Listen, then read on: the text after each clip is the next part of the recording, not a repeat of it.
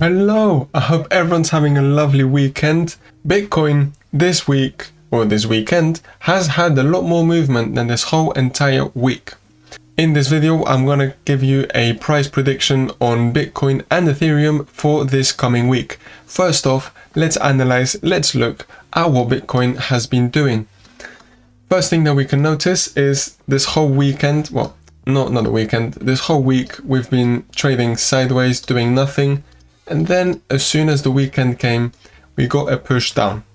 This push down wasn't a random one because we grabbed some liquidity under some really important points. First one being this one and the second one being this one. If you don't think this point is the same as this one, it is not. Look, let me just show it to you. There are two different points. One is there, one is there. And we've grabbed them both. Price has gone straight down, grabbed this late liquidity, and then now we are getting a move up. Like I was saying in my previous videos, this was one of the possible case scenarios. This was one of the things I was waiting for the price of Bitcoin to do. And now I'm going to turn on the order blocks so that I can get a bit of a better reading and we can see something very interesting. So during this weekend, the price has come crashing down, went sideways, and we've come crashing up on this order block. We ate an order block that we had beforehand. If I go on the replay mode, you can see how we actually had one before.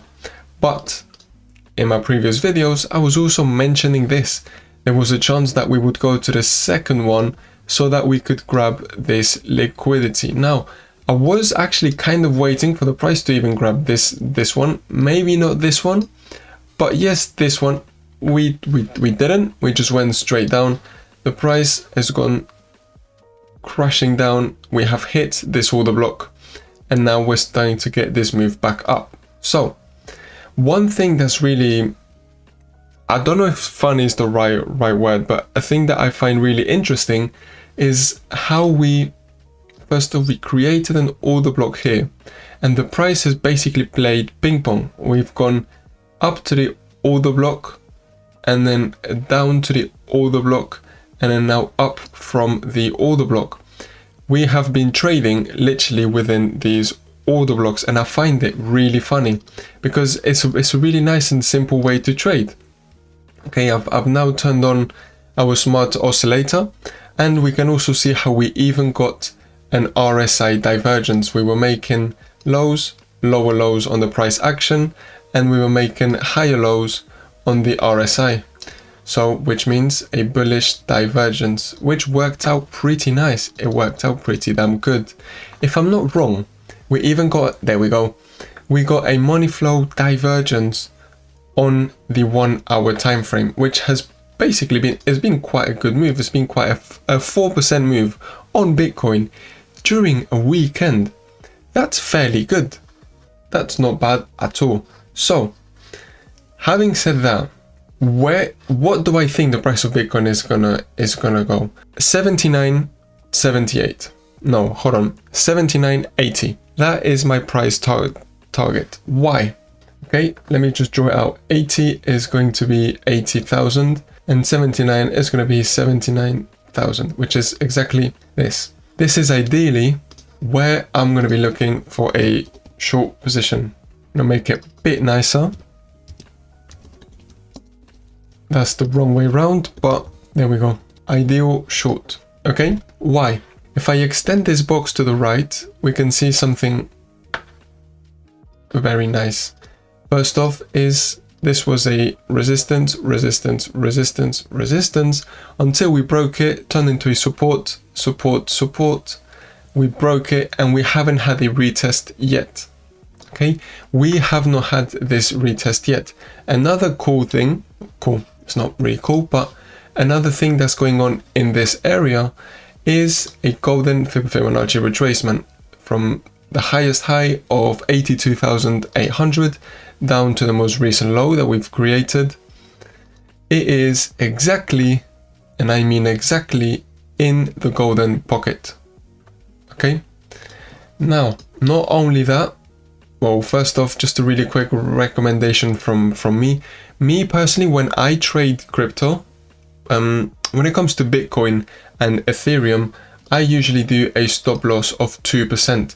That's what I find works best for me. For different coins, that's a different thing.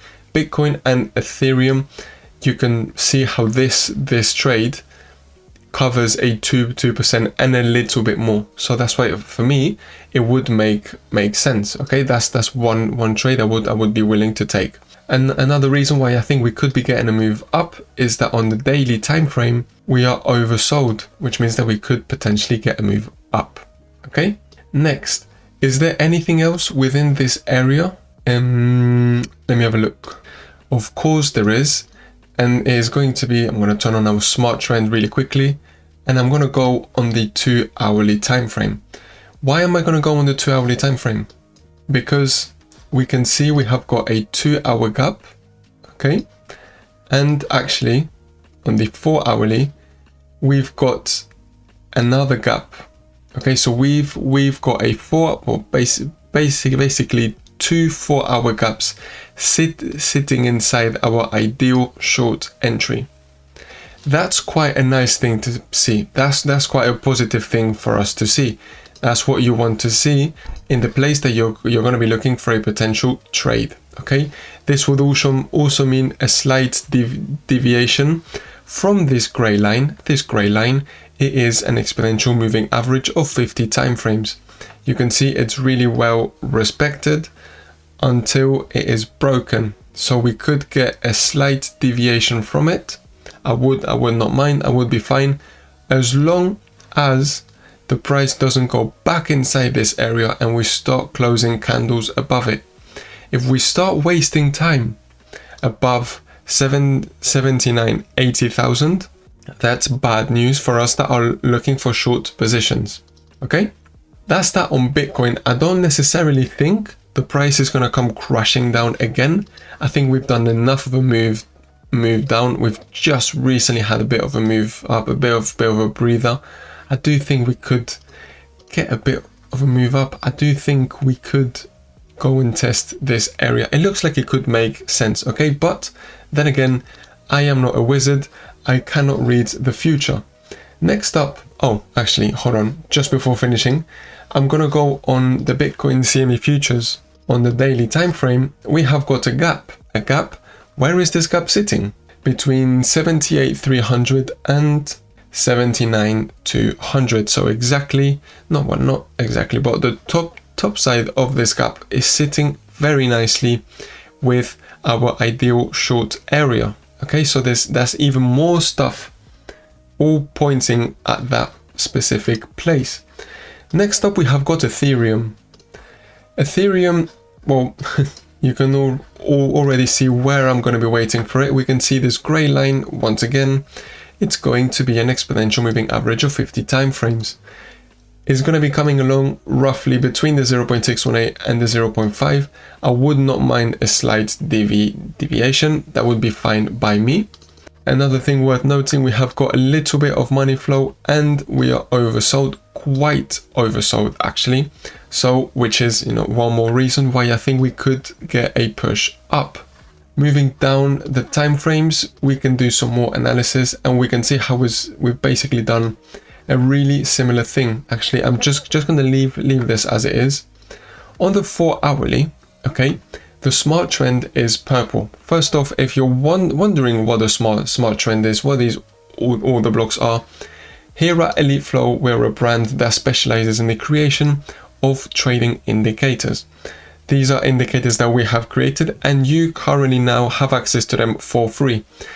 There's a link in this description, which is, if you click it, is going to take you to our Telegram. Send a message to our support team and they will help you. Back to the analysis, we've got the smart trend. The smart trend is purple. This means that we should look for short positions if we get close to it. The 4 hourly smart trend is exactly, and let's zoom in, it's exactly inside a 4 hour gap. This 4 hour gap is exactly where I've just told you, inside the 0.618 and 0.5 level. Okay, Now, is there anything else that we can add to this? Yes, there is. It's going to be another CME futures gap. We have got a gap right there between 2,180 and 2,220. Exactly the same thing. Look, it's the CME gap is spanning across this whole golden pocket. This is where the CME futures gap is. Okay, that's why for me it would make sense for this coming week for us to get some fairly good news. Maybe Trump posts some good news, and then we get a move up. That's my technical reading. That's my technical analysis. I may be wrong. You never know, because I am not a wizard. I'm not magic. I can't read the future. Okay, having said that, thank you very much for watching. Make sure to leave a like, subscribe, and see you tomorrow for daily market reading.